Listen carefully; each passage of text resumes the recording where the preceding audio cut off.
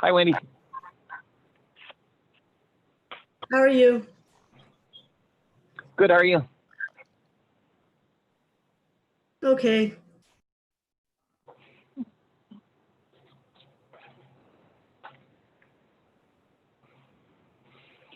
So since we're nearing the hour, I'll do a quick call. It looks like we do have a quorum on the management side. So far, I see Wendy, Matt, and Neil. Is there anybody else on management side that I did not call? So I know Tony's joining us later. Is Rich here? Oh, I think I just saw Rich join. Yep, I'm here. Hi, good morning. Morning, Paul. So we have 4 together on management so far. Do we have anybody on the labor side? Dave, Paul, Stephen, Gary, Chris?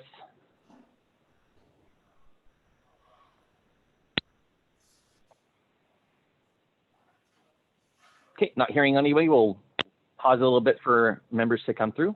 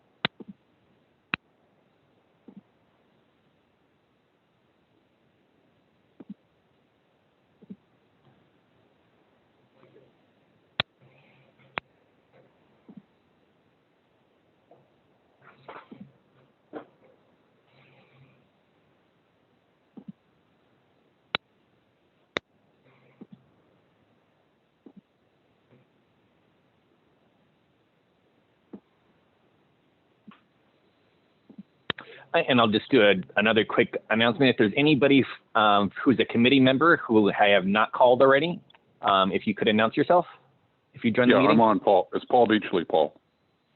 Hi, Paul. I'm calling in. Yeah, I'm calling on my cell phone though. Okay, that's fine. Mm-hmm. Is there anybody else who's a committee member?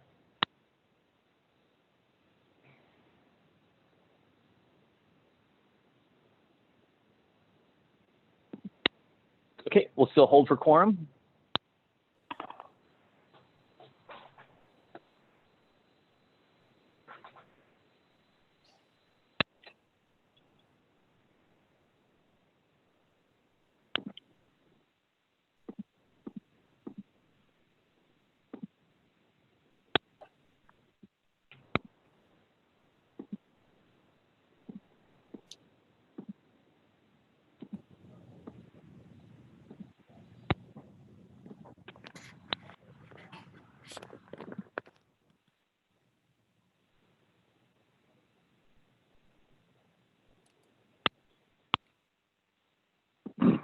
Paul, who we missing?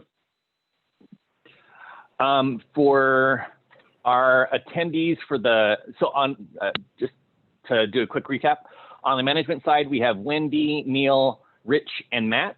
On labor side, it's just you, Paul. So we're still waiting for David, Stephen, and Gary to join.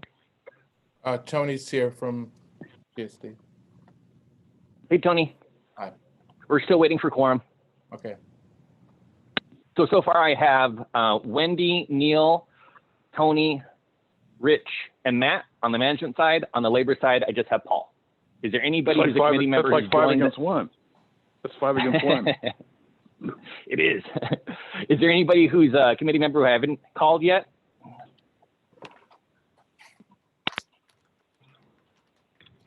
I had to call in, Paul, because whatever I got with the Zoom link for attendance, it wasn't working on my iPad or the password. So maybe other people have to call in by cell phone. Okay.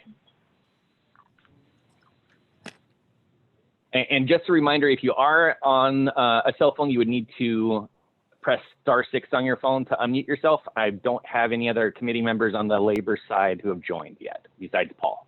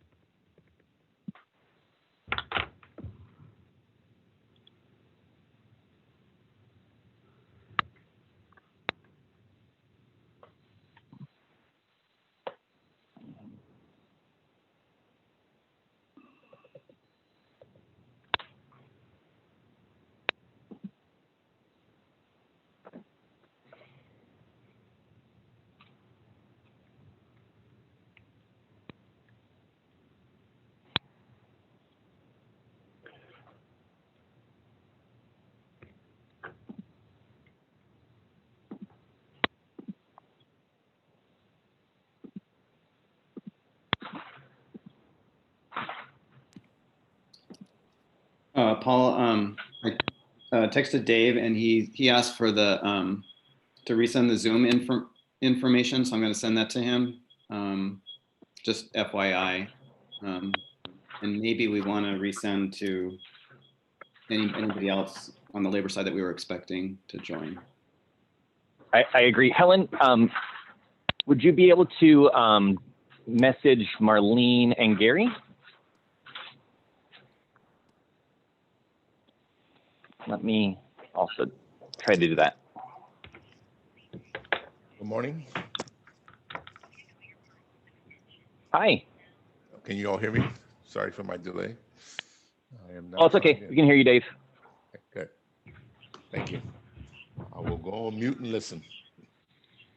Okay, we're still holding for quorum.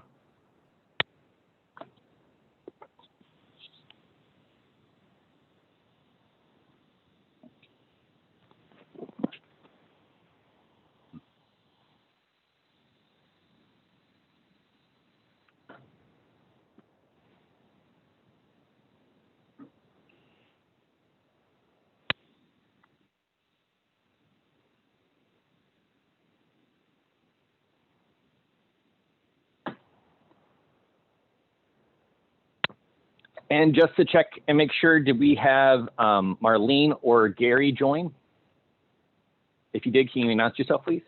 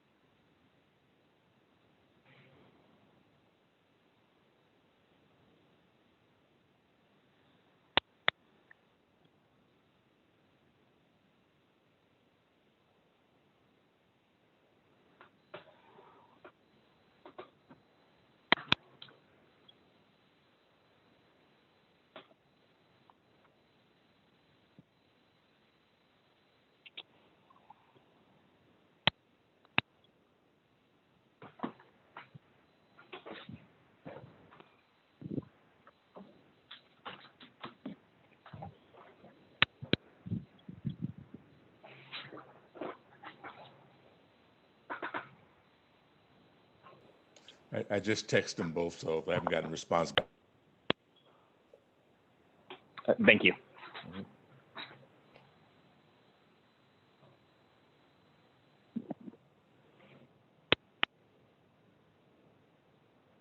And I do see a user with the name 38494 with their hand raised. Is there a question specifically? Are you a committee member?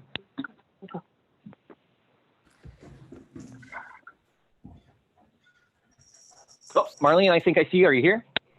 I am. I'm so sorry. I got caught up on another phone call. That's okay. Are we at So quorum let's or just, no quorum? with you joining, we are at quorum. So just to repeat, from the management side, I have Wendy, Neil, Rich, Tony, and Matt. On the labor side, I have David, Paul, and Marlene. Let's go. Okay, so we have quorum, so we're ready to get going, right, Paul? Correct. We're able to start if you like to. Okay, all right. The special meeting of the JLMBC of September 3rd is called to order. The next item is public comment. Is there anyone here for public comment? Okay, and just as a reminder, if you're participating through the phone, if you want to make a public comment, please press star six on your phone to announce yourself at this time.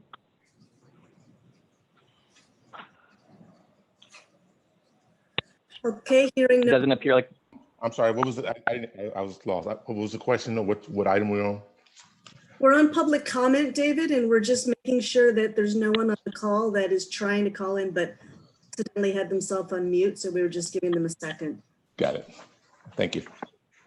Okay, I'm not hearing any public comment, so we can move on to the next item, which is the minutes. We're looking for a recommendation to approve the minutes of the August 6, 2020 special meeting. I'll make a motion to approve. Just before the motion carried, I have a question. Well, I don't know if it's proper. There's looked like a typing error, I think, but you can tell me if I'm wrong. And is this correct to raise it now or before the? I'm looking. Is it now? I'm looking at page 3, and just while I'm reading it, page 3, the bullet point number 3. It says benchmark for cleaning is 65%. And the second sentence for improvement, there's a letter Y in there. That's just a typing error? Does Y mean something? correct, that's a typo. Okay, and also The Y should not be there. Okay, also the same page on, I guess, the fifth bullet point from the bottom. It says after call survey was rolled out in third quarter, members were asked 5 questions to gauge or gauge. Is that correct? Yeah, it's supposed to be gauge. Okay, that was it. I'm just, I don't know if that's petty, but I just saw it, so. Okay, Oh, thank you. all right. Okay, so with those corrections, do we have a motion to approve the minutes? I'll make the motion to approve the minutes. Paul Beachley. Rich This is Llewellyn. Neil, I'll second. Okay, Paul or Stephen, would you like to take a roll call, please? Sure. Okay, we'll start with the management side. So Wendy, your vote. Aye. Wendy votes aye. Neil, your vote. Aye. Neil votes aye. Rich, your vote. Aye. Rich votes aye. Tony, your vote. Aye. Tony votes aye. Matt, your vote. Aye. Matt votes aye. Now on to the labor side. Dave, your vote. Aye. Dave votes aye. Paul, your vote. Aye. Paul votes aye. Marlene, your vote. Aye. Marlene votes aye. Unanimous. It passes. Okay, thank you. Our next item is Committee Report 2024, the Life, Disability, and AD&D Contracts with Standard. Okay, this is Stephen, and I'll be presenting this report. So as you all know, we have the ability to enter into contract terms of up to 5 years in length for all of our benefit service providers. Our typical approach is to execute a 3-year contract with each provider and then review with the JLMBC the options in terms for extending the contract for the remaining 2 years. The standard is the provider of our life, disability, and AD&D programs. Prior to last year, we actually already had rate guarantees in place for 5 years for life and AD&D. Last year, Standard agreed to extend the rate guarantees to the disability program as well. So if we proceed to a 5-year contract term, we'll have effectively kept rates unchanged for all the programs for all 5 contract years. As part of the extension, we're also looking to building out our workplace possibilities program, which can provide certain additional resources for employees with medical conditions that are either presently filing or considering filing for disability insurance benefits. That particular offering includes consultation from their experts, but also in certain situations can pay for specific equipment that an individual may need to be able to continue working or return to work. Last, although we don't typically go to the Standard for educational resources, we did talk with them about bringing in more of their resources to help in support of our wellness program and overall engagement efforts. So they've been a strong and responsive partner. We believe extending the contract for the remaining 2 years would be a prudent step. And so we're recommending that the JLMBC recommend extension of the contract to the Personnel Department General Manager. Happy to take any questions.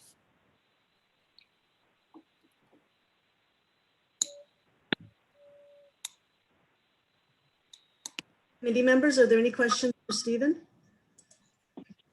No.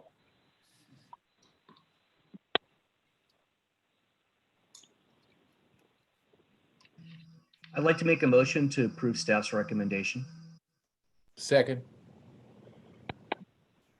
Okay, Paul or Stephen, can you do a roll call vote, please?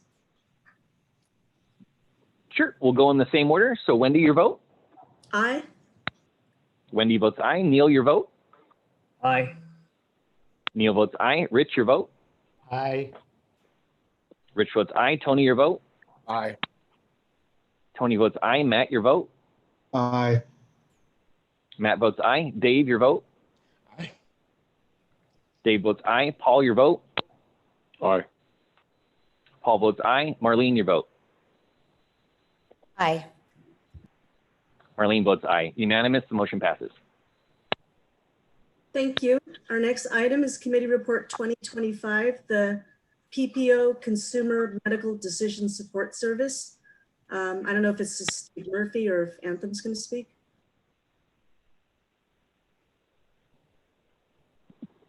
This is Steve Murphy with Siegel Consulting. Good morning, everybody. So one of the primary goals working with... I'm sorry, Steve. Yeah, no, go ahead. I was going to introduce the report. Sorry, I was on mute, so you can hear me. So I'm going to introduce the report, and then, but we do have Siegel and Anthem here available to answer any questions.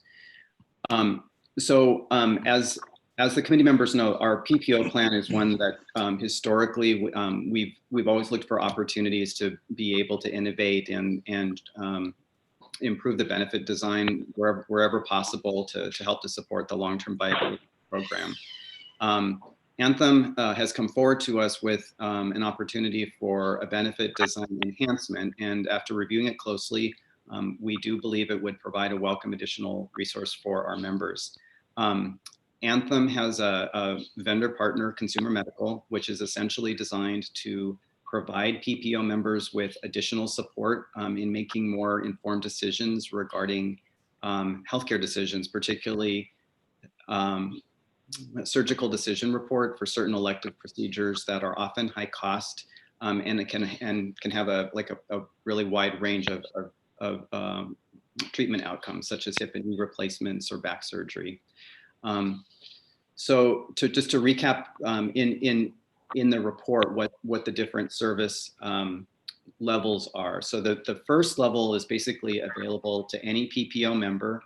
If a PPO member wants to obtain more information regarding a medical condition or some health concern that they have, they can go to Consumer Medical to learn more about the condition, to look, to be able to get help in looking for a second opinion, and to be able to identify service providers that are the most qualified and coming from the top rated hospitals for treating that particular condition. So this would be a particular benefit for PPO members who like the PPO plan because it provides them the freedom to search for the best care wherever they can find it, but often may not know how to look for that information or to look for the care. So so that's sort of the level one that's open to everybody. Then there's a second level, which is actually proactive, where somebody from Consumer Medical would reach out to the member, and it is targeted specifically at those that are considering elective procedures. Some of the ones that I had outlined earlier. For those individuals, what would happen is Consumer Medical would proactively reach out to them. They would offer them a number of resources. They would be contacted by a registered nurse to review the condition, given informational content regarding that condition, and then they would also get the information regarding the service providers that are the most highly rated and have the best treatment outcomes. They would also be given a $400 gift card incentive just for participating in the program. So that doesn't mean that once they're in the program, they would receive the incentive. There are no other conditions for it. This would all of this information basically helps them get to the provider that they would be most comfortable with. It helps them to manage their out-of-pocket costs. And actually, the information that Anthem has given to us is that for their other plans where this resource has been opened up, approximately 43% of members who are proactively contacted like this would choose the less invasive treatment path. And then close to 90% of those individuals then over 3 years continue to elect not to receive the original surgery that they might have been looking at. So that's my sort of high-level overview. But as I said, we do have both Siegel and Anthem available here to help with answering any questions that the committee members might have.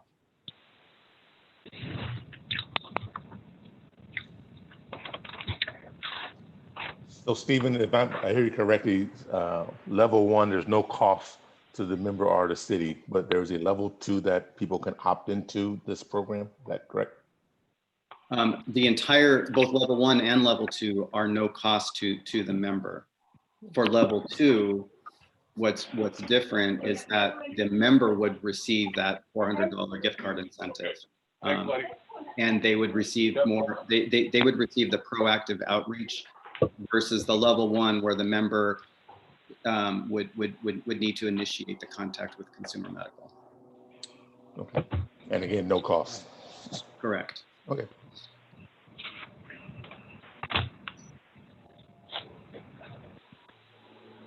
Are there any other questions on this item?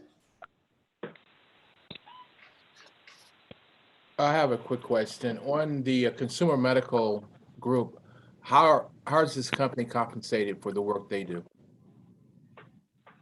So if Andrew's on, I think that'd be best for you to handle that one. Yeah, absolutely. So we are going to be funding this out of what's known as our own retention. So it's not something that we're billing to the city. What we'll do is we'll pay Consumer Medical a per member per month charge for all of the members on your PPO population. In terms of how Consumer Medical, how do they make money on this besides that fee? Well, actually, no, they only receive that fee from Anthem. There are some savings that will come about as a result of folks that, elect to go down a less invasive path. So there could be surgical savings, but those savings are really going to benefit the city's experience more than anything. So in terms of how they get paid, it's really just that PM charge that we're going to be passing to them. Yeah, because my major concern is to make sure that's an objective, resource for the employee, to make sure there's no advantage to the provider where the employee is being taken advantage of. That's my major concern. Right.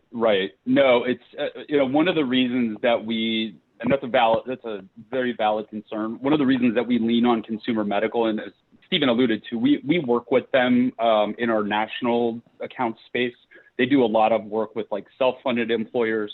One of the reasons that we lean on them pretty heavily is the fact that they're unbiased and they offer unbiased solutions. They may very well say to a member, surgery is definitely the best approach for you.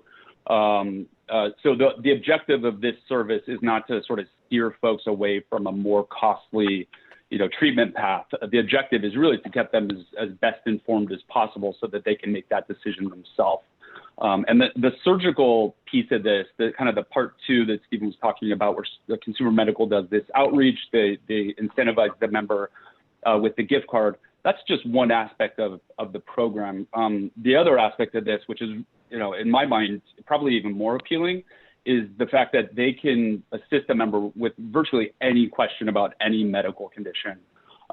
Whereas, they're not the first decision support vendor that's out there, but to my knowledge, they're the only ones that will kind of carte blanche assist any member with really anything that's on their mind in terms of their health state. So does that help at all? Yes. But is this service, it's not available for the HMO customers?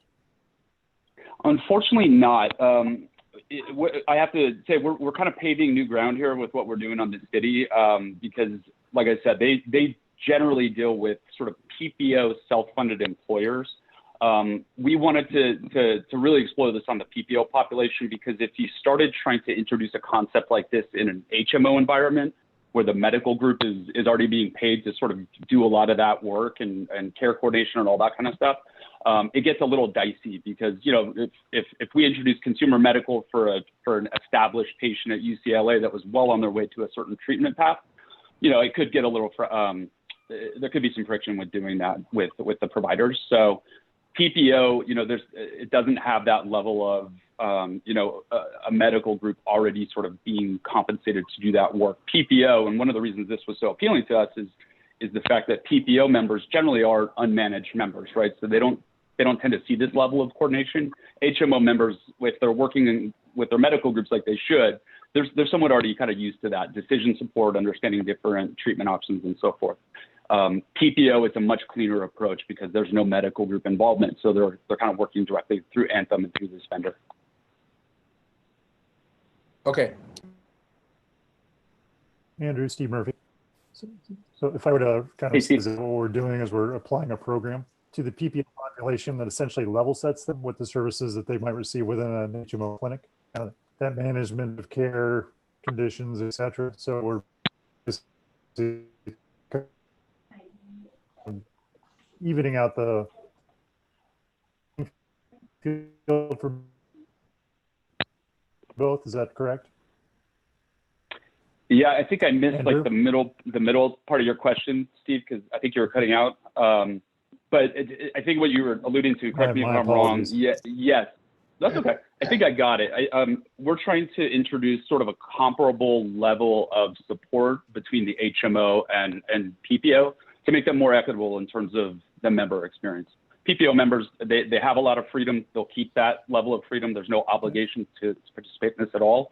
But this service being available to them, yes, they'll have a lot more support and resources to lean on that an HMO member would see today. So in a sense, yes, this is actually, as you stated, leveling the playing field between the two. And then did I get your question correctly, Steve, or did I miss anything? Yes, you did. And last point is, again, this is a resource that's typically available to self-funded employers that pay for this service. And I think that you've been pretty creative in trying to bring this to the city at no cost. Yeah, we actually filed this this concept, if you will, with the Department of Managed Healthcare in California, and they were very, very interested in this. To our knowledge, no one is really doing this level of concierge support, advocacy, et cetera, on a plan like the city. So we're pretty excited to see how this all plays out. We've got a good vendor partner. They've got a demonstrated track record of success working with very large national customers, and they're very motivated to work on the city's population as well. Thank you. Absolutely.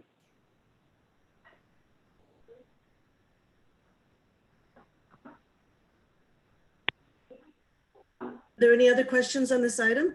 If not, we can move to a motion. This is Rich. I'll move to approve staff recommendation. I'll second. Paul, can you do a roll call vote, please? Sure, we'll go in the same order as before. So Wendy, your vote. Aye. Wendy votes aye. Neil, your vote. Aye. Neil votes aye. Rich, your vote.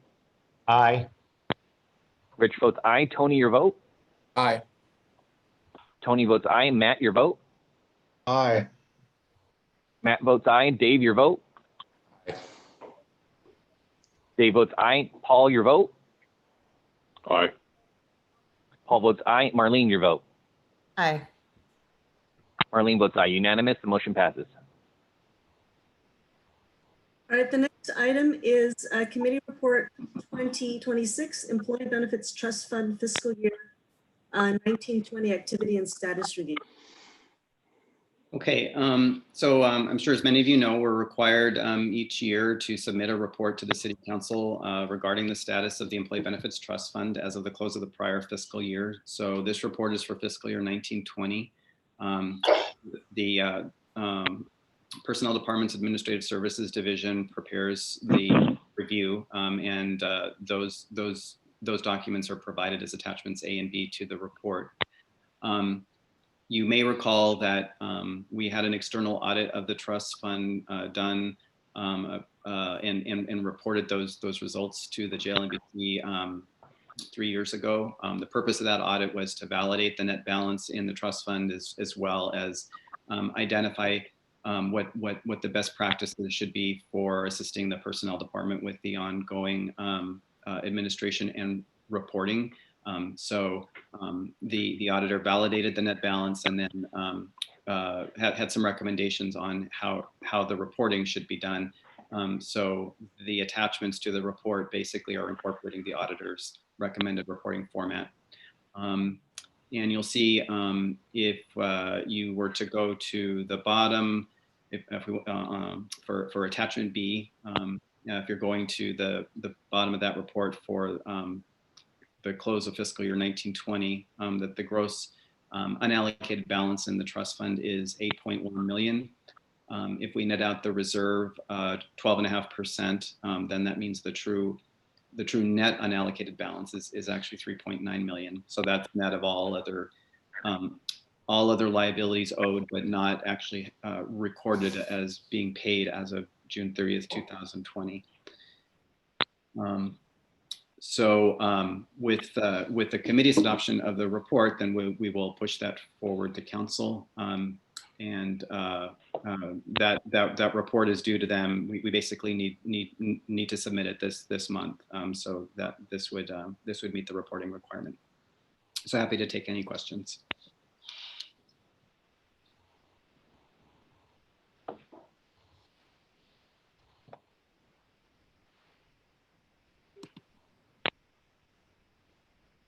Are there any questions, Stephen?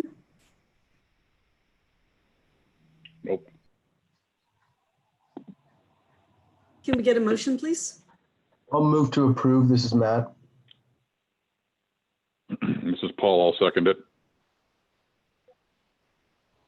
Paul, can you do a roll call vote, please? Sure, we'll go in the same order as before. So Wendy, your vote. Aye. Wendy votes aye. Neil, your vote. Aye. Neil votes aye. Rich, your vote. Aye.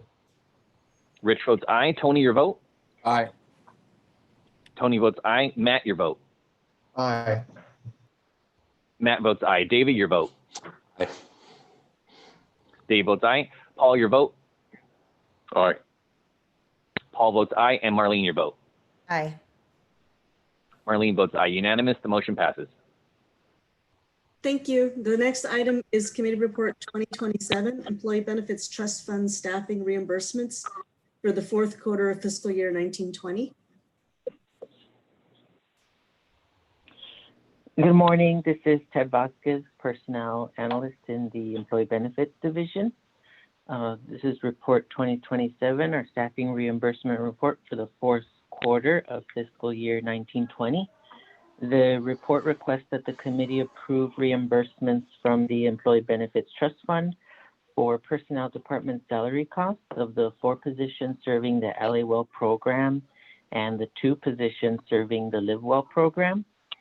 Attachment A of the report provides the calculations of these costs, and for the LA Well program's total reimbursement amount for this fourth quarter is $128,000 of $145.27, and the Live Well program's total reimbursement amount is $76,726, and that concludes this report, and I'm happy to answer any questions.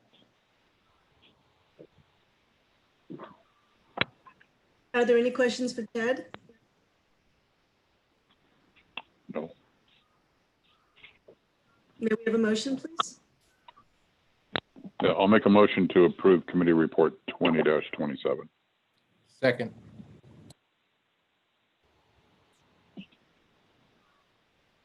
We do a roll call, please? Sure. And just to clarify, the motion is for both parts, correct? A and B? Yes. Mm-hmm. Correct. Okay, great. So we'll start the same order. Wendy, your vote. Aye. Wendy votes aye. Neil, your vote. Aye. Neil votes aye. Rich, your vote. Aye. Rich votes aye. Tony, your vote. Aye. Tony votes aye. Matt, your vote. Aye. Matt votes aye. Dave, your vote. Aye. Dave votes aye. Paul, your vote. Aye. Paul votes aye. And Marlene, your vote. Aye. Marlene votes aye. Unanimous. The motion passes. Thank you. Next item is Committee Report 2028, the International Foundation of Employee Benefit Plans Virtual Conference. We found out recently that the IFEBP annual conference for 2020, which is planned to be held in Hawaii, was canceled. Typically every year, the IFEBP Foundation offers annual conferences for our members to be able to join to. And we typically go through a process around this time of year to be able to ask for authorization of funding to be able to send interested members and staff to those conferences, which also includes our renewal membership to these conferences. With the cancellation of the annual meeting, we also found out that if we renew our membership, we're able to have virtual attendance to any conference in 2020 essentially for free, which is the renewal of the membership. That is a pretty hefty discount as opposed to what we currently expend or what we have expended for prior conferences. We're able to get a substantial savings. And so the recommendation is to approve renewal of our membership fee only, which would be a per person fee, about $266 per person for the first 4 members that attend and $235 per person for each additional member. And we would also ask for anybody who's interested, the committee or staff to let us know really tomorrow if they're interested in attending any type of virtual conference. The virtual conferences are listed, at least the ones that are available for 2020 and included as a free option are listed in attachment A. So in addition to the annual conference, which is the 66th annual conference, there are a lot of other additional educational opportunities that would be made available for anyone to attend. So the recommendation is for the authorization for expenditure from the trust fund for any interested members, JLMBC or staff to renew the membership for 2021 and to virtually attend any 2020 conference. So I'll make the motion to do the virtual conference or to pay the fee. This is David. Yeah, I'll second it. This is Paul. Okay, Paul, can you do a roll call vote, please? Sure. We'll go the same order again. So Wendy, your vote. Aye. Wendy votes aye. Neil, your vote. Aye. Neil votes aye. Rich, your vote? Aye. Rich votes aye. Tony, your vote? Aye. Tony votes aye. Matt, your vote? Aye. Matt votes aye. Dave, your vote? Aye.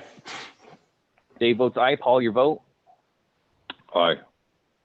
Paul, aye. And Marlene, your vote? Aye. Marlene votes aye. Unanimous, the motion passes.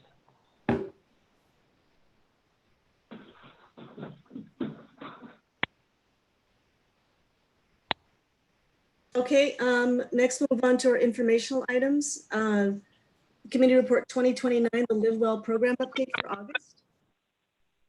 Good morning, Jenny Yao with the Employee Benefits Division. So this is our monthly wellness activity report covering activities in the month of August of 2020. So as we previously reported, all in-person Live Well program classes and events have been canceled until further notice. So we continue to deliver the wellness program classes virtually over Zoom.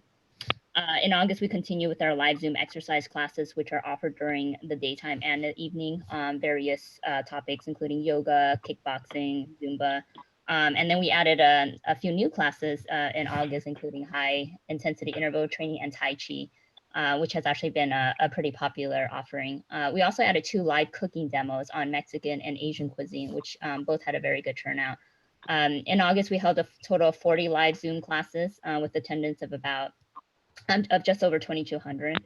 We've also been monitoring employee feedback through an after-class survey, and we've received very positive reviews so far on the virtual classes.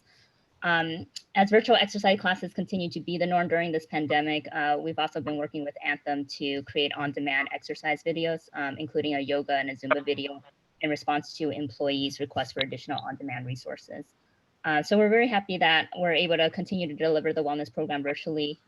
We actually think that this environment does provide us an opportunity to reach even more employees who maybe wouldn't have had the time or the ability to attend one of our in-person classes prior to COVID. And then lastly, I just wanted to touch on some of the communications activities we've been doing. We've been very busy wrapping up our communication outreach.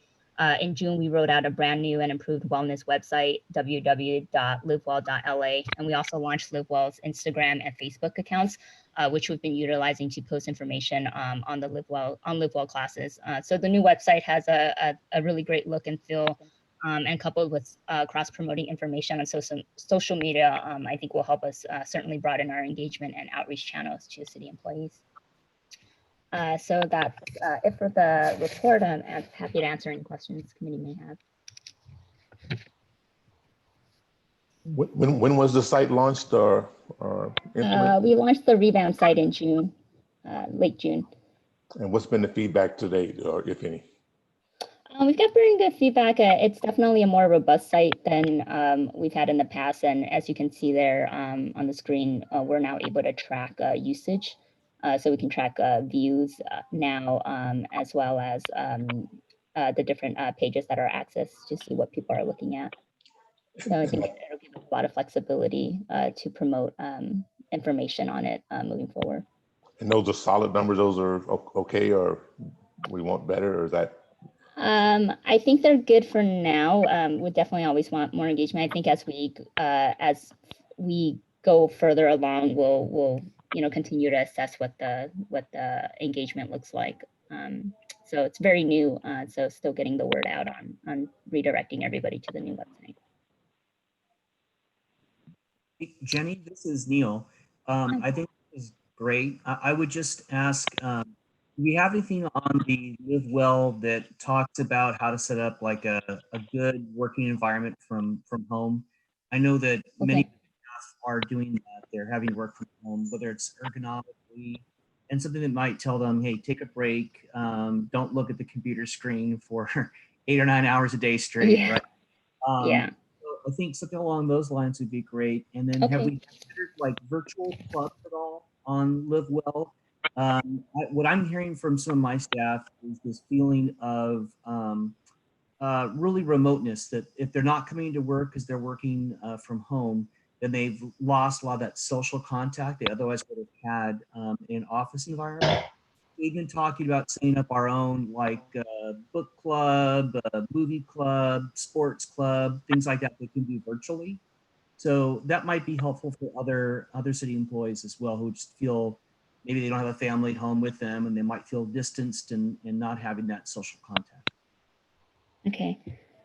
Yeah, we definitely look into that. Those are great suggestions. Thank you.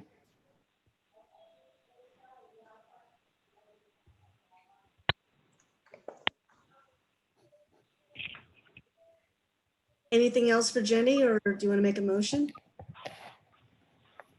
I just want to kind of reiterate what Neil said, that that was a great idea that he just put forward. And seeing the fact that so many views are on the wellness events and there's none right now, I think thinking along the lines of like what Neil just said would be great, because that definitely adds to wellness.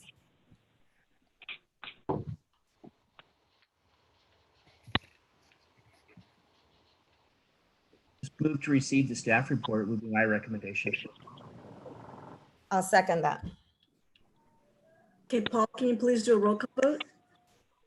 Sure. Actually, this item is, and the next one are both informational only. There's no actual action. Okay, thank you. All right, so we'll move on to the next one, the committee report 2030, projects and activities report for August. Good morning, committee members. This is Chung Tran with the Employee Benefits Division, and I will be presenting the projects and activities report for the month of August. For August, we have 1 informational and 3 project updates to report. The first item is an update on the LAWell benefit provider COVID-19 resources that was previously presented to the committee on May 7th. Since then, through a partnership with Kaiser, we've held our first Wellbeing at Work and Home webinar on the science of the coronavirus.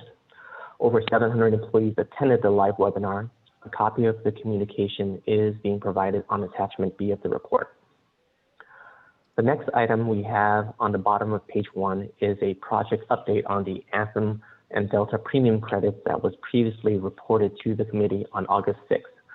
Since that meeting, the premium credits have been applied to the benefits system.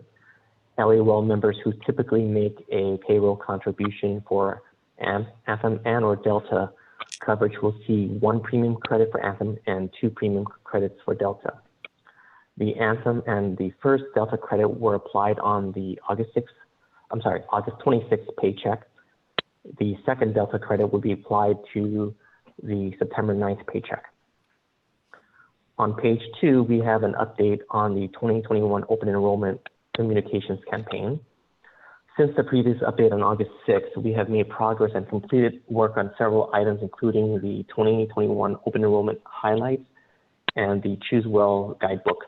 Both are currently in print production right now for mailing to all 28,000 members in late September. On page 3, we have an update on the Benefits Plan Administration and Communications Consulting Services RFP that was previously presented on August 6th. Since then, staff has begun the initial contract discussions with both Keenan and Siegel. Staff has also consulted with the city attorney and are continuing to work on the request made by the committee, and will be providing additional information at the November meeting of the JLMBC. And with that, this brings us to the end of the report. If there are any questions, I will be happy to answer them.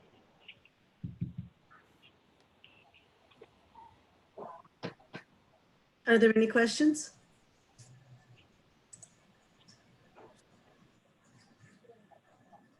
Okay, thank you. This brings us to our concluding items. Are there any requests for future agenda items?